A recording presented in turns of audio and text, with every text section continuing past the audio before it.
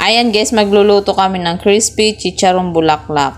Ilalaga muna namin siya. Tapos nilagyan na rin namin siya ng timpla. Nilagyan namin ng pinong paminta, luya at saka sibuyas. Asin at saka seasoning guys. Yan. Papalambutin natin siya. Ayan. Kapag malambot na siya guys, i-drain natin siya.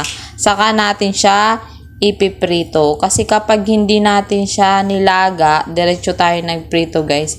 Sobrang kunat niya. Hindi nyo makakain sa sobrang kunat. Yan. Ayan guys. Yan. Dinrain na namin. Tapos ipiprito natin siya. Ayan. Kahit hindi lubog sa mantiga guys, okay lang. Yan. Yung pagprito guys, mag golden brown lang siya. Huwag masyado. Kasi kapag nasobra sa pagprito, papait siya.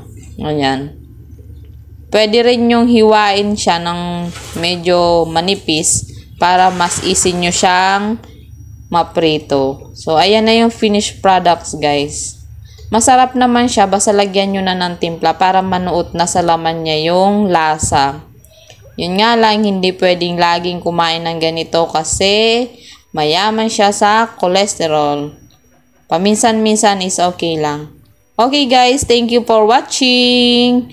Bye-bye. Masarap siya guys, promise.